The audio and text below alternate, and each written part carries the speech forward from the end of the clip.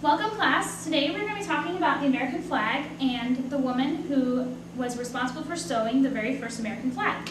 Her name was Betsy Ross, and she was from Philadelphia. She was born in 1752, and she was the youngest of 8 children, so she had 7 older brothers and sisters, and she was a 4th generation American. She married 3 times, and she had 7 daughters. And she was a seamstress, and she actually ran a upholstery company, which means that she did a lot of sewing, especially of clothes and furniture and stuff like that. So this is a photo of Betsy, and she was actually friends with George Washington, and she went over to George Washington's house a lot, did a lot of his seamstress work. She helped sew his clothes. And so George Washington actually asked Betsy if she would sew the very first American flag. And so this is actually a really famous picture of Betsy giving the very first American flag to George Washington, and she's there with her 2 daughters who helped her sew it. And as you can see, this American flag is actually a lot different than the American flag that we have today.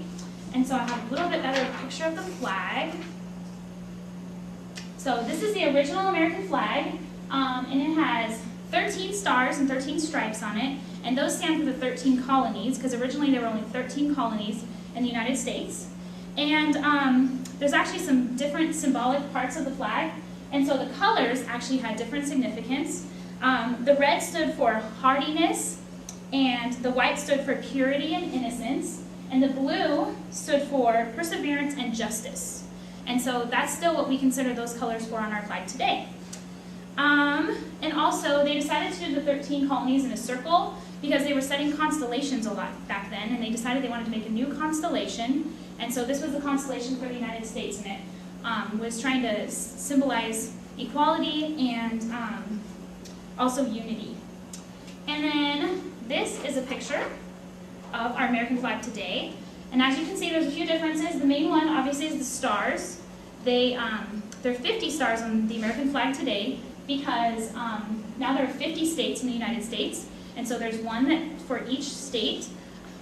There are also 13 stripes, which signify the original 13 colonies. They wanted to leave that in there to show the importance of those original colonies. Also, before we came up with this flag that we have today, there were other different flags.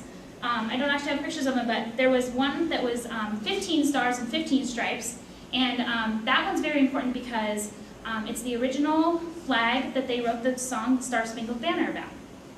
So that's all I have about flags. Tomorrow we're going to continue our work about the Revolutionary War.